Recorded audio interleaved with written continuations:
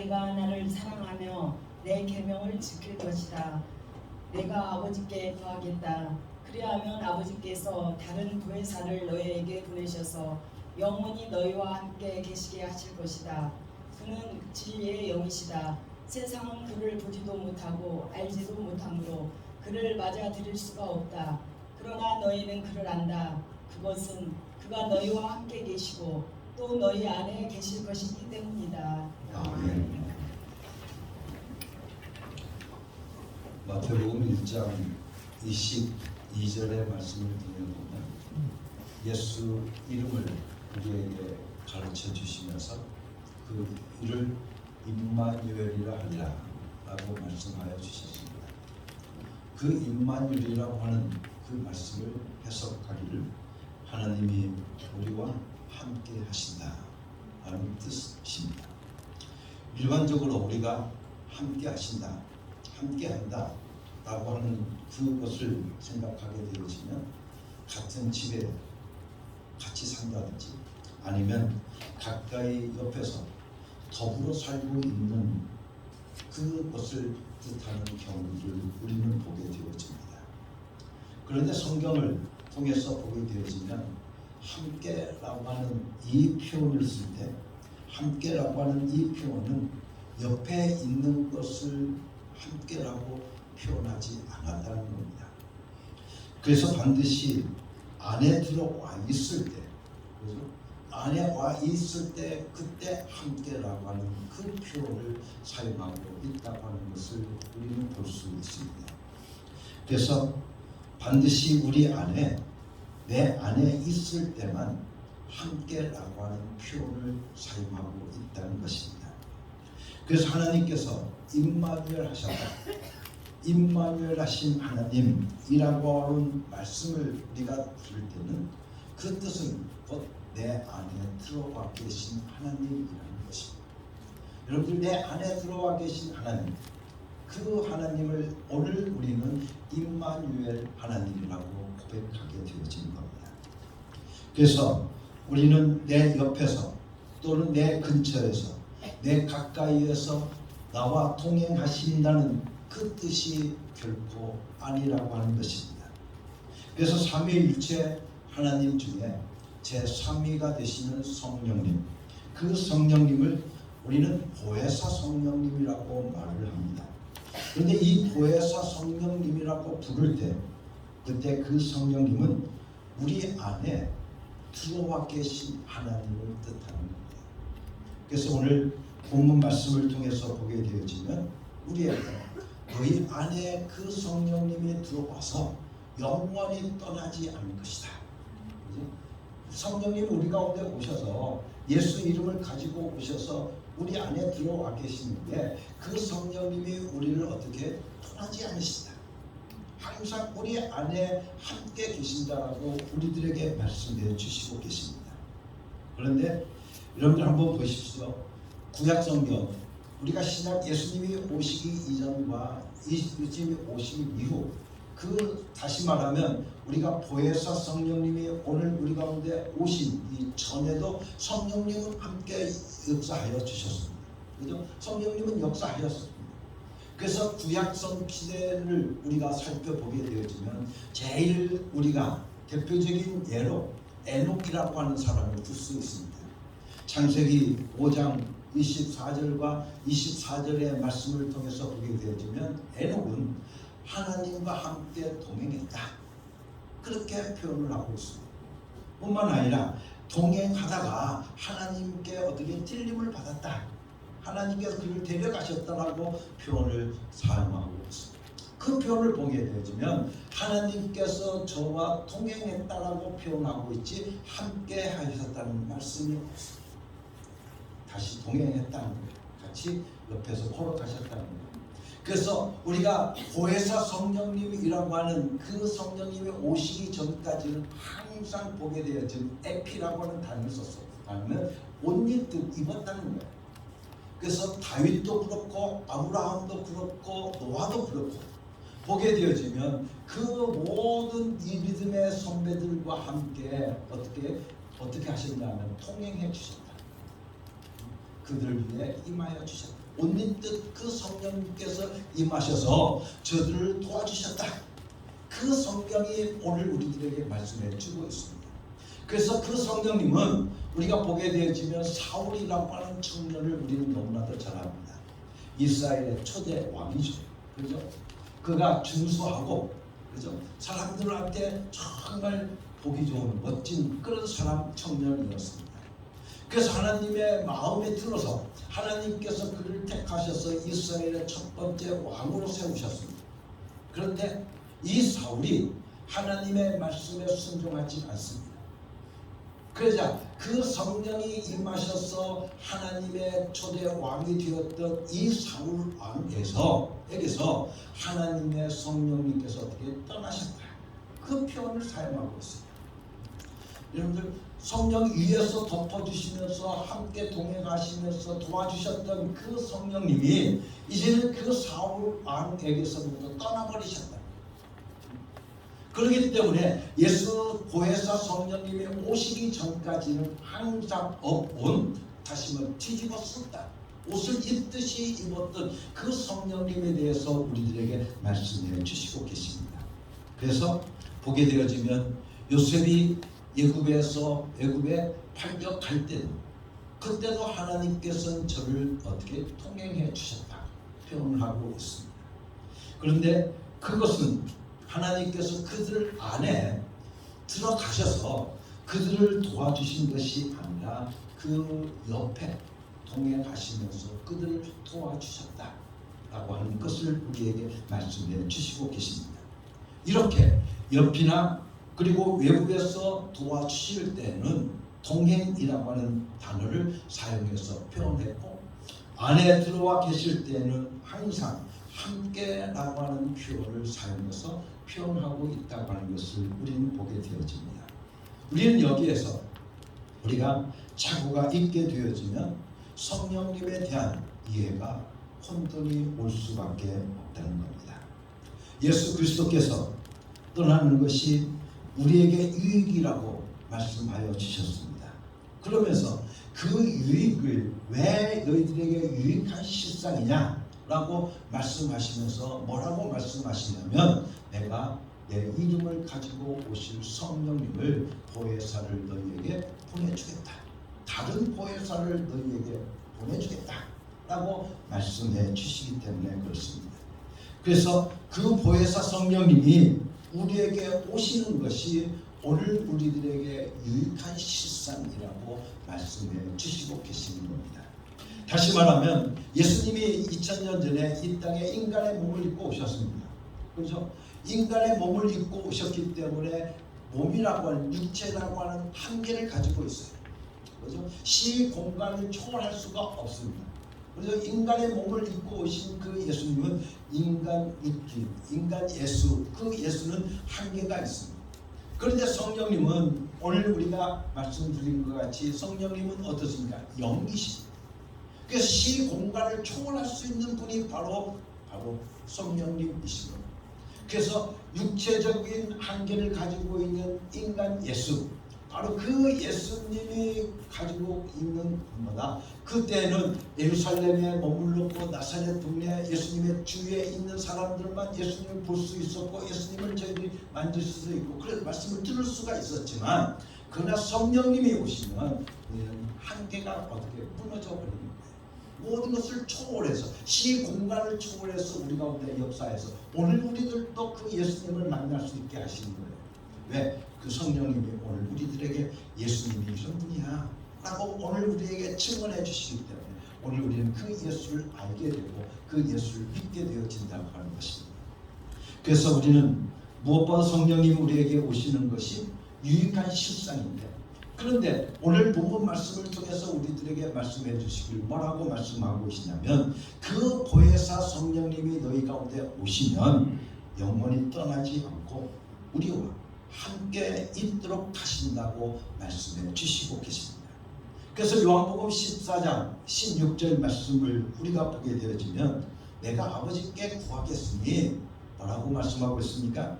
그가 다른 보혜사를 너희에게 주사 영원토록 너희와 함께 있게 하겠다 라고 말씀해 주시고 계십니다. 그렇기 때문에 보혜사 성령님이 우리 안에 한번 임하시면 영원히 떠나지 않습니다. 영원히 떠나지 않습니다. 우리 안에 계시겠다고 하는 이 약속을 우리는 그대로 믿어야 될 줄로 믿습니다. 그렇기 때문에 한번 성령님을 영접한 사람들, 그 성령님이 임하신 사람들에게는 그 성령님은 오늘도 우리 가운데 항상 와 계십니다. 예수 이름을 가지고 내 안에 계신 분이 바로 보혜사 성령님이시라는 것을 우리에게 말씀해 주시고 계십니다.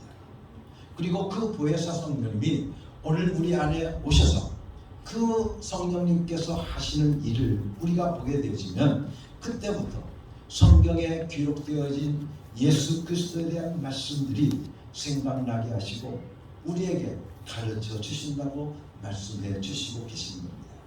그래서 요한복음 14장 26절 말씀을 통해서 보면 보혜사 곧 내 아버지께서 내 이름으로 보내실 성령님, 그가 너희에게 모든 것을 가르치고 내가 너희에게 말한 모든 것을 생각나게 하리라고 말씀해 주시고 계십니다. 그러므로 예수 그리스도의 말씀을 깨달을 수 있는 유일한 방법은 곧 보혜사 성령님이 내 안에 오시는 겁니다. 그래서 내 안에 오셔서 그 예수님의 말씀을 오늘 우리들에게 가르쳐 주시고 오늘 우리들에게 깨우쳐 주시고 생각나게 해 주셔야만 오늘 우리는 그 말씀을 깨달을 수가 있고 그 말씀을 알 수가 있게 되어진다는 말씀인 것입니다. 사랑하는 성도 여러분들, 그렇기 때문에 예수 그리스도의 말씀을 오늘 우리가 세상의 지식으로는 깨달을 수가 없습니다. 세상의 그 어떤 학문으로도 예수 그리스도의 말씀을 오늘 우리는 깨달을 수가 없습니다. 그래서 사도 바울은 이야기합니다. 세상의 지식으로 봐서는 복음이 뭐라고 해요? 어리석게 보인다는 거예요. 세상에 보면 어리석게 보이는 거예요. 그런데 우리 하나님께서 우리들에게 성령님을 보내주셔서 그 어리석게 보였던 그 하나님의 말씀이, 그 예수 그리스도의 말씀이 오늘도 우리들에게 능력이 되게 하신다는 거예요. 할렐루야. 그 성령님이 오늘 우리에게 오셔야만 오늘 우리는 그 말씀을 어떠세요? 깨달을 수 있게 되어집니다. 오늘 또 사랑하는 성도 여러분들, 우리가 하나님의 말씀을 듣습니다. 오늘 이 자리에 하나님께서 오늘 우리들에게 하나님의 말씀을 태어나게 하여 주셔서 오늘 또 여러분들에게 하나님의 말씀을 선포합니다. 그런데 여러분들이 그것을 말씀을 깨달을 수 있는 것은 오직 저도 역시 성령으로 말하고 여러분들 성령으로 들을 때 이 말씀이 여러분들 가운데 이해가 되어지고 깨닫게 되어지고 은혜가 되어지는 줄로 믿습니다. 오직 성령님만이 위해서, 성령님으로 위해서 이루어진다는 겁니다. 그리고 우리들로 하여금 생각나게 하시고 우리가 모든 것을 알 수 있도록 말씀해 주시는 그분이 바로 보혜사 성령님이라고 우리들에게 말씀해 주시니, 그러니 보혜사 성령님으로 아니하고는 그리스도의 복음을 우리가 알 수도 또 이해할 수도 없다는 겁니다. 그렇다고 한다면 성령님이 오시면 우리에게 어떤 결과가 우리에게 따르겠는가 하는 것을 성경을 통해서 우리들에게 말씀해 주시고 계시는데, 보혜사 성령님이 우리에게 오시면 우리를 진리 가운데로 인도하여 주시고 우리가 장래의 일을 알 수 있도록 해 주신다고 우리에게 말씀해 주시고 계십니다. 우리 함께 같이 찾아볼까요? 요한복음 16장 13절의 말씀입니다. 요한복음 16장 13절. 그러면 그분 곧 진리의 영이 오시면 그가 너희를 모든 진리 가운데로 인도하실 것이다.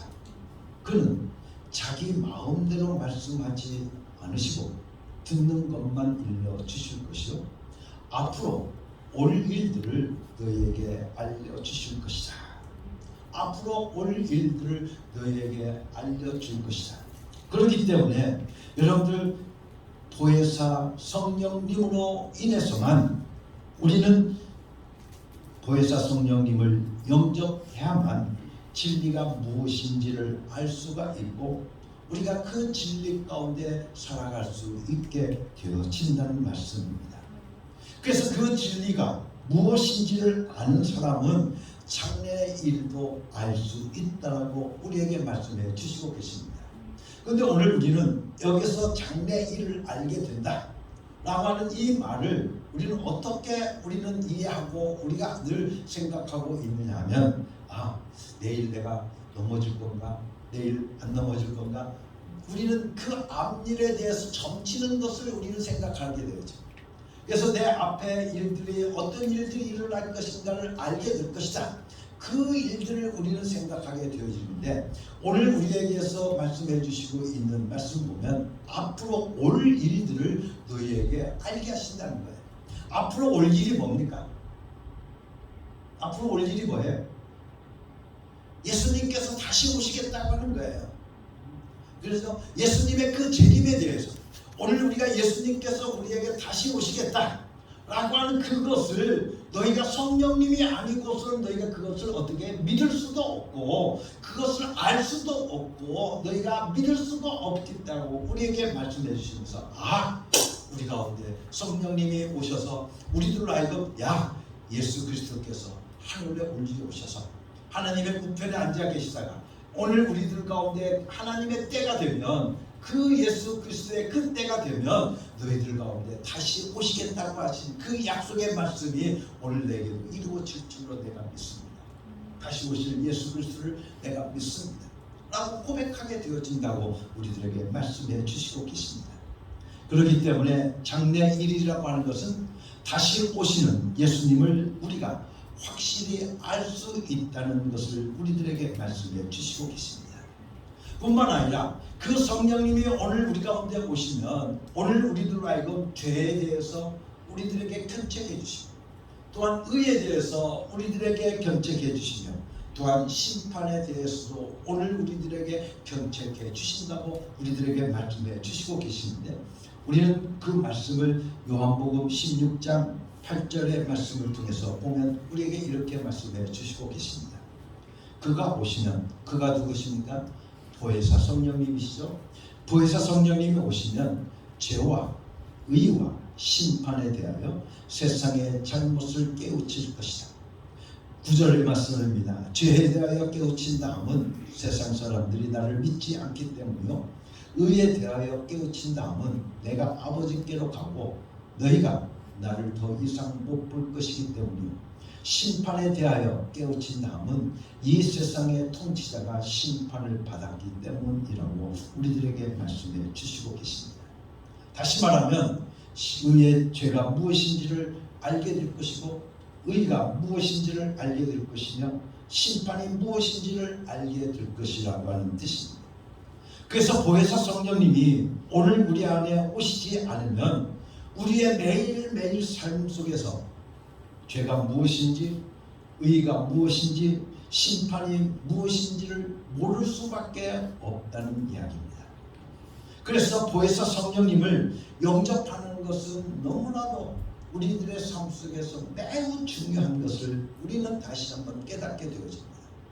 뿐만 아니라 그 성령님이 오늘 우리 가운데 오시면 그 보혜사 성령님, 우리에게 너희에게 보내주겠다고 너희들에게 예수 이름을 가지고 오실 다른 보혜사 성령님을 오늘 우리에게 보내주시겠다고 하는 그 성령님이 오시면 오늘 우리들이 권능을 받고 예수의 증인된 삶을 살아갈 수 있다고 사도행전 1장 8절의 말씀을 통해서 우리들에게 말씀해 주시고 계십니다.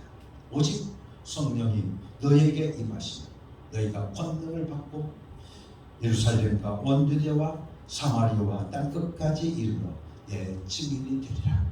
여러분들, 성령님이 오시면, 그 보혜사 성령님이 오시면 내가 권능을 입는다는 거예요. 내가 권능을 받아서 예수의 증인된 삶을 오늘 우리가 살아갈 수 있다라고 우리에게 말씀해 주시고 계십니다.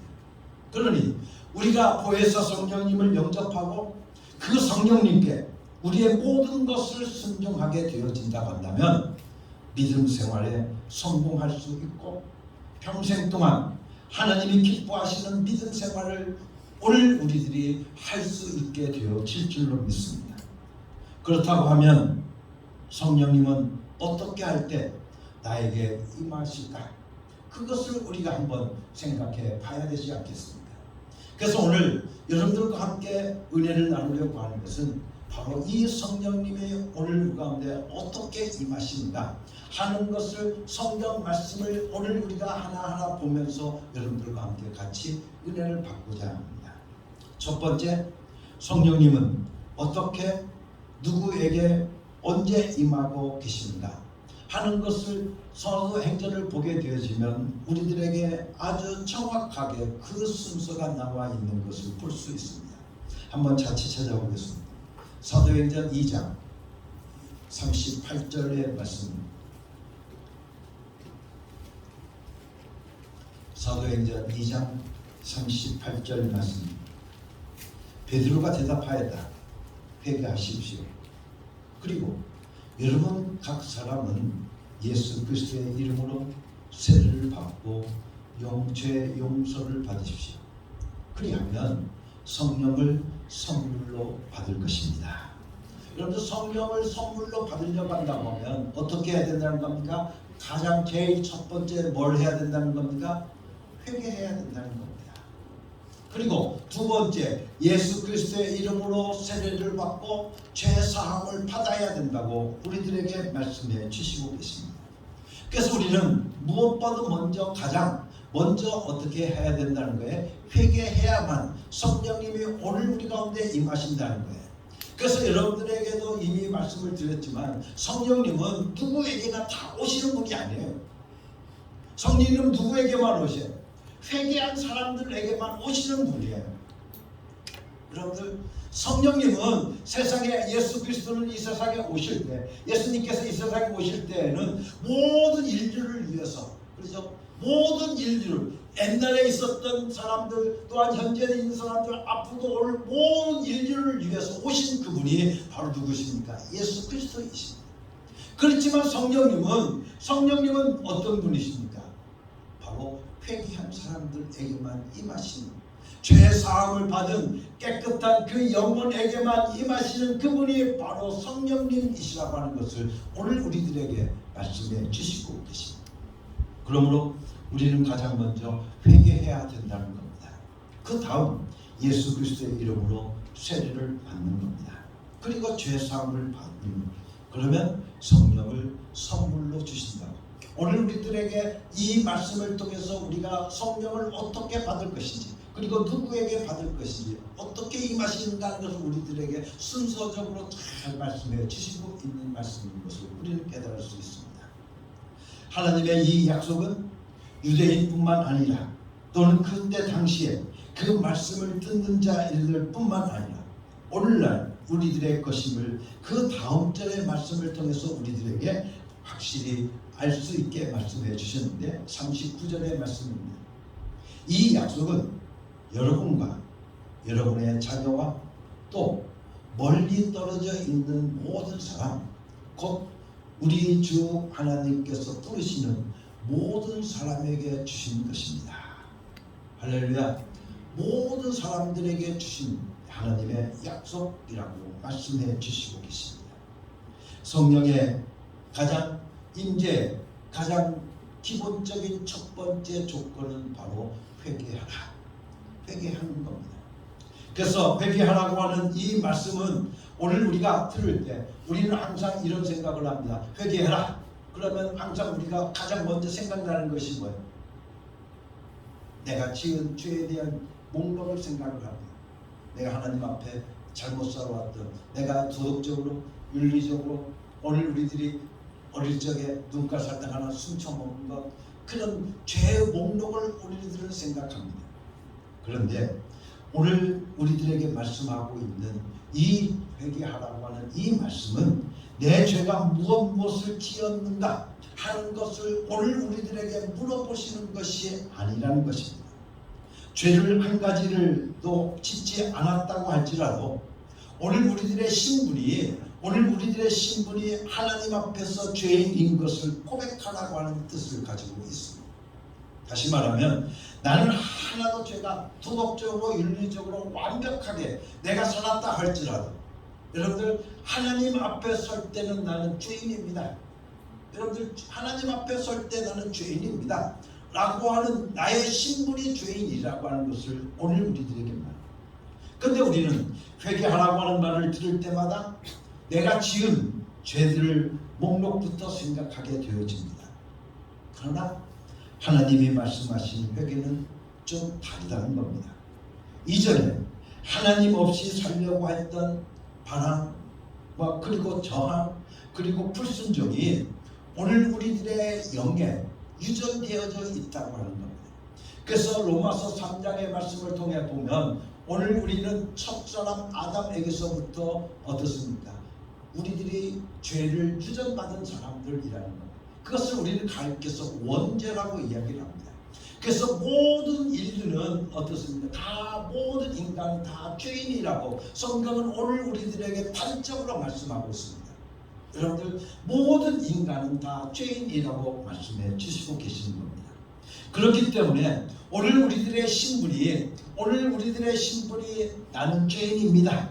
하나님의 말씀하시는 하나님의 절대적인 그 선포 앞에서 그렇습니다. 나는 죄인입니다 하고 하나님 앞에 무릎을 꿇어야 된다는 거예요. 바로 그것이 바로 회개하라고 하는 첫 번째 밟아야 할 단계라는 겁니다. 그런데 우리는 항상 회개하라고 한다고 하면 오늘 우리는 항상 죄의 목록만 생각합니다. 그래서 내가 이런 죄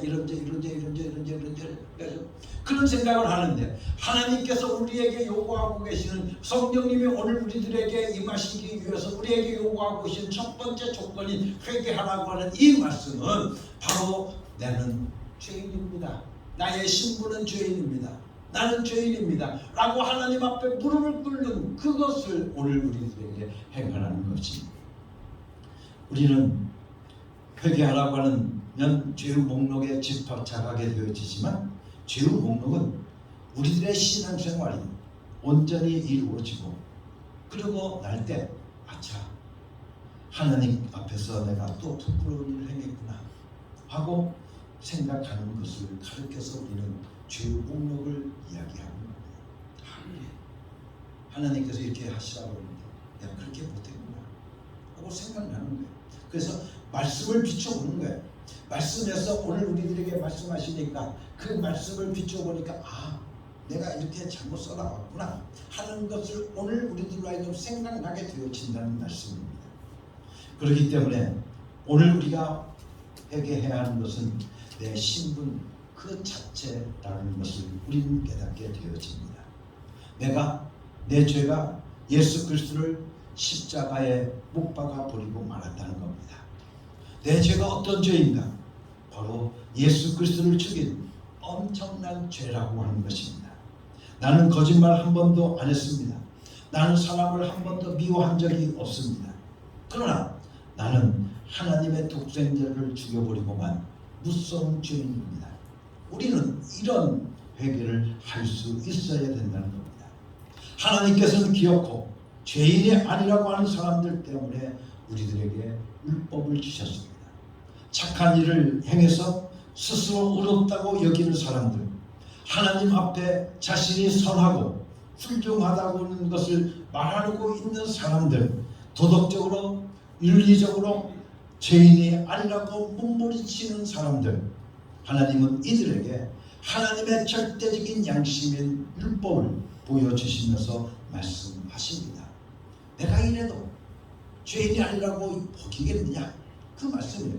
오늘 우리에게 율법을 주시면서 그 율법을 오늘 우리들에게 들이대시고 내가 이래도 내가 죄인이 아니라고 내가 버티겠느냐 하고 우리들에게 하나님의 양심을 오늘 우리에게 주시는 것이 바로 뭐예요? 율법이라고 합니다. 그래서 율법은 오늘 우리들 하여금 뭐예요? 죄를 어떻습니까? 깨닫게 하는 것이 바로 뭐예요? 율법입니다. 나는 지금까지는 율법을 몰랐을 때는 내가 이것이 죄인 줄 몰랐어요. 그러던데 그 하나님의 양심을 들여다 딱 대버리니까 내가 잘못 살아왔구나, 내가 이것이 죄구나 하는 것을 알게 되어지더라는 거예요. 오늘 우리들의 일반적인 양심은 항상 변할 수 있어요. 세상의 모든 인간의 양심은 다 변할 수 있어요. 우리가 생각하고 있는 미국 사람이 가지고 있는 양심, 한국 사람이 가지고 있는 양심도 어떻습니까? 각각 다릅니다. 그렇죠? 또한 우리가 보면 우리가 2조 시대 살았던 그 사람들의 양심하고 오늘 우리가 살고 있는 지금의 양심하고 각각 다릅니다. 만약 여러분들 우리가 지금의 우리가 양심으로서 우리 여자분들에게 죄송하지만 여러분들 우리가 보면 미니스커트를 입었어요. 여러분들 보면 지금이야 미니스커트 입으면 참 이쁘죠. 그죠? 얼마나 이쁩니까?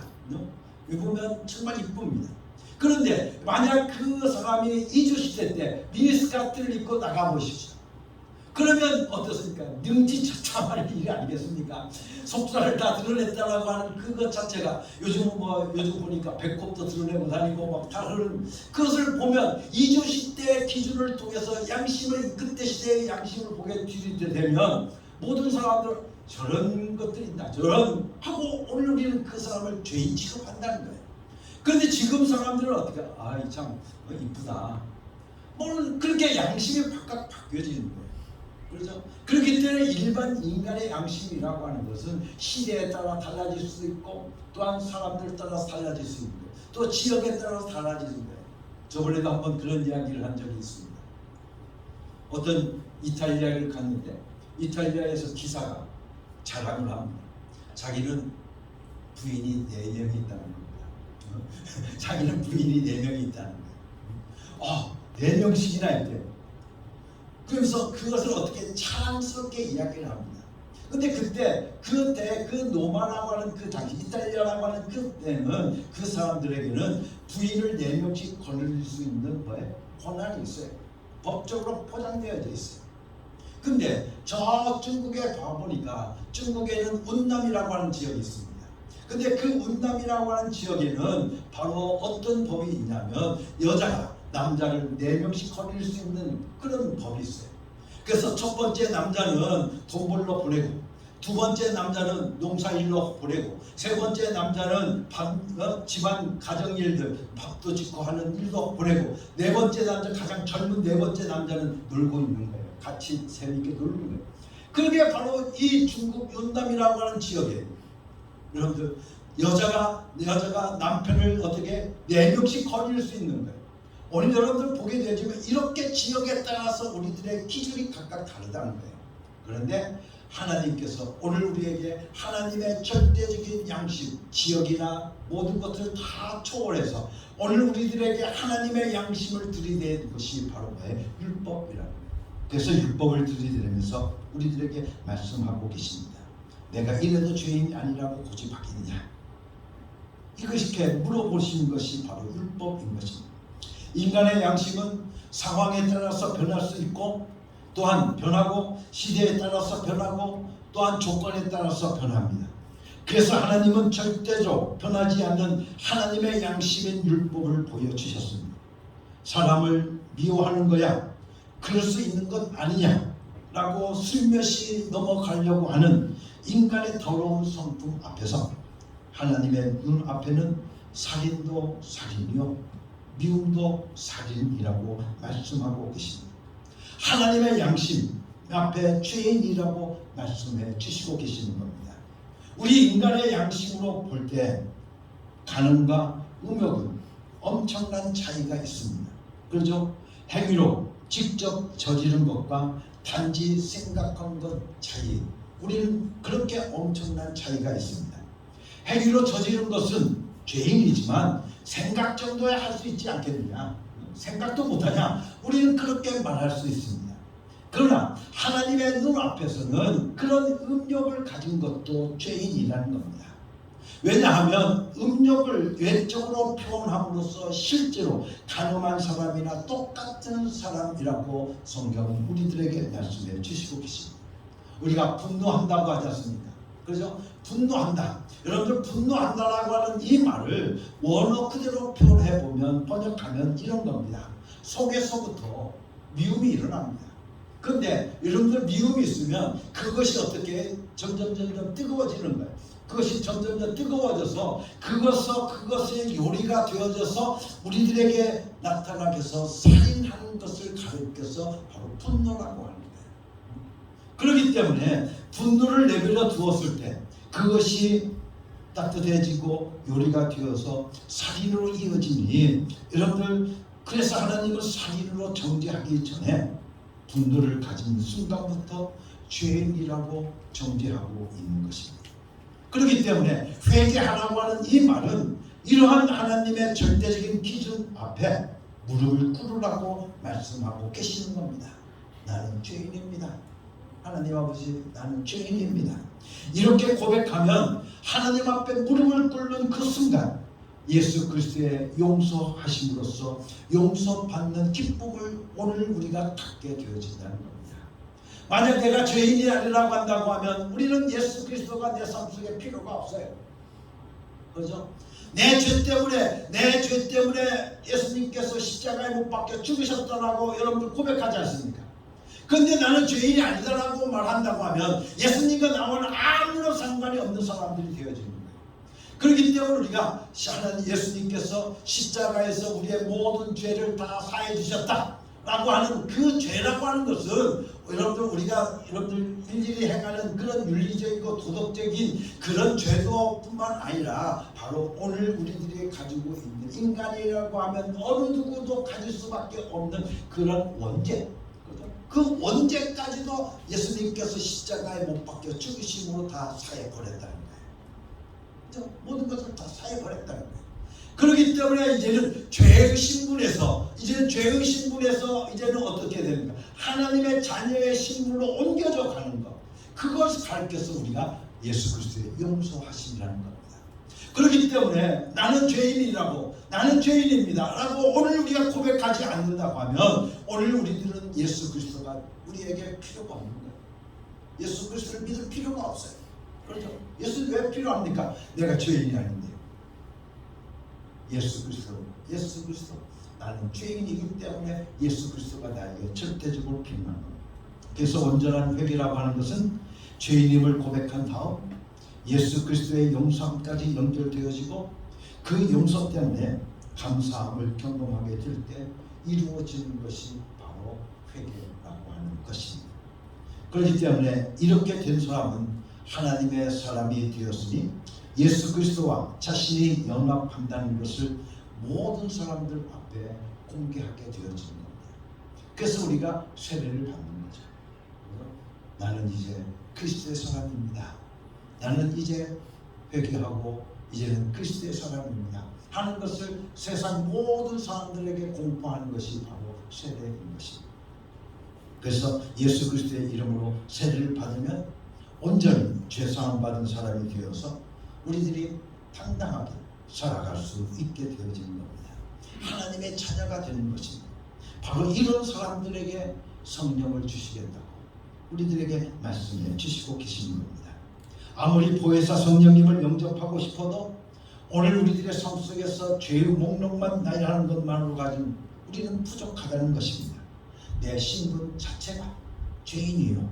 예수를 십자가에 못 박은 바로 제가 예수님을 십자가에 못 박아 죽인 자입니다 라고 오늘 내 죄 때문입니다 라고 오늘 우리가 고백하는 사람들, 이 사실을 깨닫는 사람들, 예수를 내 구주로 고백하는 사람들은 죄사함을 받은 사람들이요, 이런 사람들에게 성령을 선물로 주시겠다고 예수님께서 우리들에게 약속해 주시고 계십니다. 사랑하는 성도 여러분들, 선물로 주시겠다고 하니까 우리는 그저 생각합니다. 받아도 되고 안 받아도 되고 우리는 그렇게 생각을 합니다. 그렇지만 여러분들, 이 선물로 주시겠다라고 하는 이 말은 값으로 치를 수가 없기 때문에 오늘 우리들에게 그냥 거둬주시겠다고 하는 것입니다. 여러분들, 값으로 치르겠다고 하면 오늘 우리가 그 값을 치르게 됩니다. 그런데 우리들이 인간으로서는 그 값을 치를 수가 없어요. 절대로 그것을 치를 수가 없어요. 그러니 하나님께서는 우리들에게 거저치실 수밖에 없는 거예요. 그렇죠? 그렇기 때문에 인간의 전 생애를 오늘 우리가 봐도 우리는 그 공로를 가지고 우리는 죄값을 치를 수가 없습니다. 그래서 하나님은 오늘 우리들에게 인간에게 대가를 요구하실 수가 없기 때문에 하나님께서는 선물로 보내주신다고 말씀해 주시고 계신 겁니다. 그리고 하나님만이 주실 수 있다는 뜻을 가지고 있습니다. 그래서 하나님만이 주실 수 있다. 누구를? 성령을 선물로 하나님만이 주실 수 있다고 하는 그 뜻이 바로 그 속에 담겨져 있습니다. 그래서 오늘 우리들로 하여금 성령을 받으라 라고 말씀하고 있습니다. 성령을 선물로 받으리라고 말하고 계신 겁니다. 사랑하는 성도 여러분들, 회개하고 세례 받는 것, 이것이 바로 성령을 선물로 받는데 필요한 기본 조건이 되어지는 겁니다. 그리고 성령을 선물로 주신다고 했지만 사도행전을 보게 되어지니까 사도 바울이 에베소 교회에 가서 물어봅니다. 사도행전 19장에 왔습니다. 한번 같이 보겠습니다. 사도행전 19장 2절의 말씀입니다. 1절부터 볼까요? 아볼로가 고린도에 있는 동안에 바울은 높은 지역들을 거쳐서 에베소에 이르렀다. 거기서 그는 몇몇 제자들을 만나서 여러분이 믿을 때 성령을 받았습니까? 하고 물었다. 우리는 성령이 있다는 말을 들어보지도 못하였습니다. 하고 대답하였다. 바울이 다시 물었다. 그러면 여러분 무슨 세례를 받았습니까? 그들이 요한의 세례를 받았습니다. 하고 대답하니 바울이 말하였다. 요한은 백성에게 자기 뒤에 오시는 이 곧 예수를 믿으라고 말하면서 회개의 세례를 주었습니다. 이 말을 듣고 그들은 주 예수의 이름으로 세례를 받았다. 그리고 6절입니다. 그리고 바울이 그들에게 손을 얹으니 성령이 그들에게 내리셨다. 그래서 그들은 방언으로 말하고 예언을 하기도 하고 모두 12사람쯤 되었다 라고 말씀해 주시고 계십니다. 그렇기 때문에 오늘 여기에서 보게 되어지면 에베소 교회들에게 너희가 성령을 받았습니까? 여러분들 믿을 때 성령을 받았습니까? 라고 말하니까 에베소 교인들이 뭐라고 대답합니까? 우리는 들어본 적도 없다. 성령을 나는 들어본 적도 없다 라고 말을 합니다. 여러분들, 그래서 바울은 예수 그리스도에 대해서 듣고 그 이름으로 세례받은 사람들에게 성령을 임하도록 안수를 했습니다. 성령을 받을 필요 조건은 오늘 이 에베소 교회의 말씀을 통해서 보게 되어지니까 가장 먼저 오늘 우리에게 필요한 것은 뭡니까? 성령님을 인정하는 거예요. 성령님이 계시다고 하는 것을 오늘 우리가 인정해야 되는 거예요. 우리가 보게 되어지면 성령을 받았습니까? 라고 물으니까 우리는 성령이 있다는 말을 들어도 보지도 못했다. 그죠? 인정을 못했다는 거예요. 그들이 성령님이 계시다고 하는 것을 인정을 못하니까 그들에게 성령이 임하지 않으셨다는 거예요. 그러니까 오늘 우리들에게 필요한 것은 성령님이 계시는구나. 그 보혜사 성령님이 계시는구나 라고 오늘 우리가 그 성령님을 인정하게 되어져야 된다는 겁니다. 그래서 성령이 있음을 인정하고 성령을 받아야 함을 인정할 때 성령이 우리 가운데 임하신다는 것을 우리들에게 말씀해 주시고 계십니다. 그러므로 무엇보다 성령의 존재를 오늘 우리는 알아야 되는 겁니다. 성령의 존재를 우리가 알아야 오늘 우리가 성령이 임재하신다는 것을, 우리가 성령을 받을 수 있다고 하는 것을 오늘 여러분들에게 말씀을 드리는 겁니다. 두 번째, 성령을 받으려고 하면 무엇을 해야 되는가? 회개하고 세례를 받고 죄사함을 얻고 성령이 계심을 알고 그 다음에는 어떻게 해야 되냐? 바로 기도 구해야 된다는 겁니다. 그래서 누가복음 11장의 말씀을 통해서 보면 너희 중에 아버지가 된 자가 누가 아들이 생선을 달라고 하는데 뱀을 주고 알을 달라고 하는데 정간을 주겠느냐? 너희가 악할지라도 좋은 것을 자식들에게 줄 알거든 하물며 너희 하늘 아버지께서 구하는 자에게 성령을 주시지 않겠냐? 구하는 자에게 성령을 주시지 않겠느냐? 여러분들, 성령이 나에게 임하시도록 구하면 성령을 주시겠다고 오늘 우리들에게 약속해 주시고 계심을 오늘 이 말씀을 통해서 우리는 깨닫게 되어집니다. 사랑하는 성도, 이것이 바로 성령 받는 순서인 겁니다. 회개하고 세례를 받고 그리고 오늘 우리들이 어떻습니까? 성령을 선물로 오늘 우리에게 거저 주시는데 오늘 우리는 그 거저 주시는 그 성령님을 오늘 우리는 인정해야 된다는 거예요. 성령님이 계시는구나. 그 성령님, 보혜사 성령님이 계시는구나. 그것을 오늘 우리가 인정하고 그 다음에 오늘 우리는 그 성령님을 내가 받아야만 되겠다. 이제 그 성령님을 내가 받아야겠다. 그러면 그 성령을 받아야겠다라고 하는 오늘 우리들이 어떻게 해야 되는 거예요? 하나님 아버지께 구해야 된다는 거예요. 어떻게? 기도. 그죠? 기도. 그 다음 우리가 보게 되니까 안수하니까 저희들에게 성령이 임했다라고 말씀해 주시고 계십니다. 그래서 사도행전 19장 5절과 6절 말씀을 통해 보면 주 예수 이름으로 세례를 받으니 바울이 그들에게 안수함에 성령이 그들에게 임하심으로 방언도 하고 예언도 했다고 말씀해 주시고 계십니다. 여러분들, 사도들이 안수함에 성령을 받았다, 이렇게 이야기를 하고 있습니다. 뿐만 아니라 사도행전 8장에서도 베드로와 요한이 사마리아 지역에 갑니다.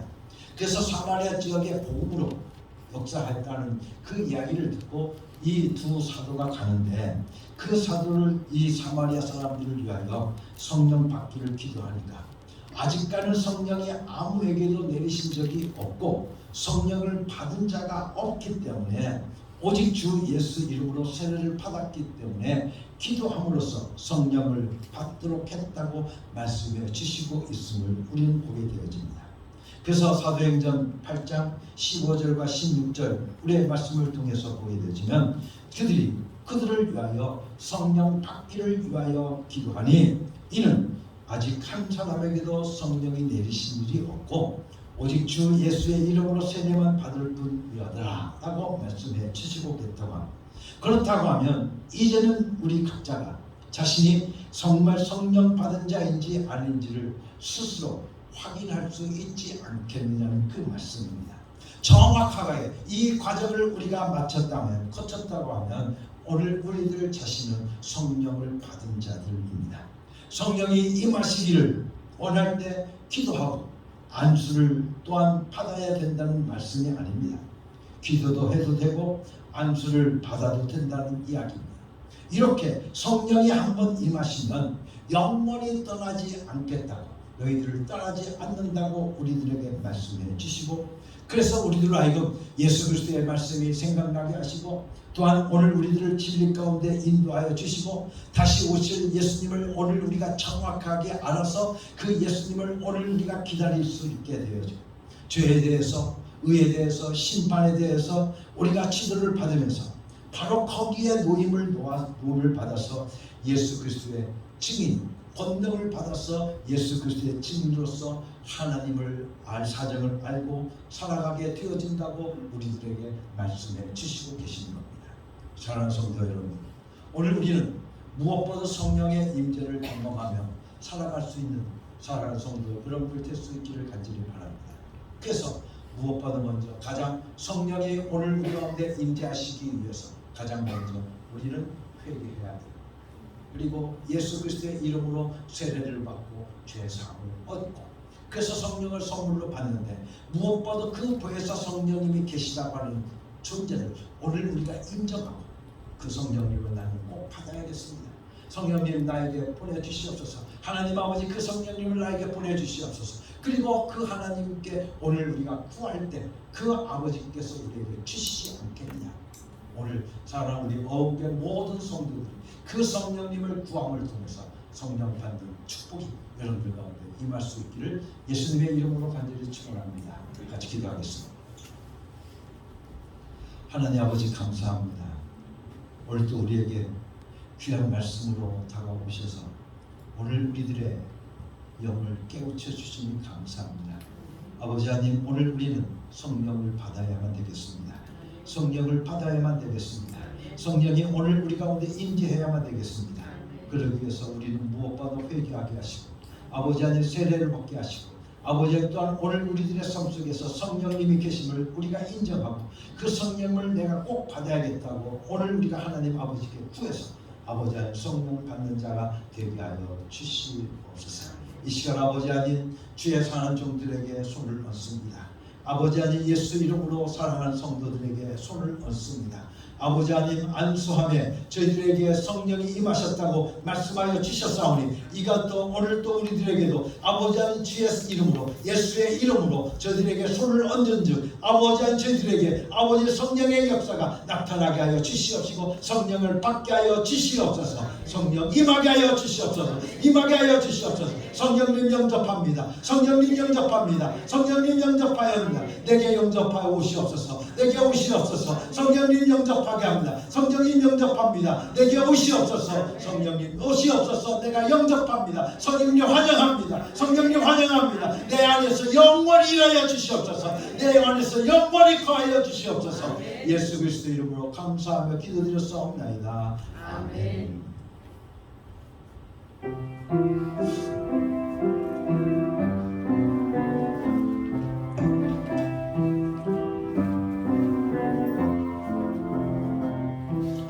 이 말씀 따라 사는 동안 지치지 않게 하시고 이 말씀 따라 사는 동안 주님 나라 임하소서.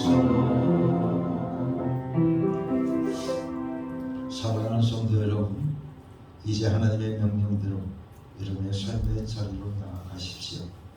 예수 이름을 부르며 예수 이름의 권세와 예수 이름의 능력을 경험하고 체험하며 살아가는 여러분이 되시기를 바랍니다. 아멘. 주 예수여, 저희는 예수 이름을 부르며 살겠습니다. 이제는 우리 주 예수 그리스도의 은혜와 아버지 하나님의 극진하신 사랑과 성령의 감동 감화심이 오늘도 내 삶 속에 성령님이 오셔서 내 안에 거주하시며 나의 삶을 이끌어 주시기를 간절히 소원하는 주의 산 모든 하나님의 자녀들 위해 지금부터 영원토록 함께 계시옵기를 예수 그리스도의 이름으로 간절히 축원하옵나이다. 아멘.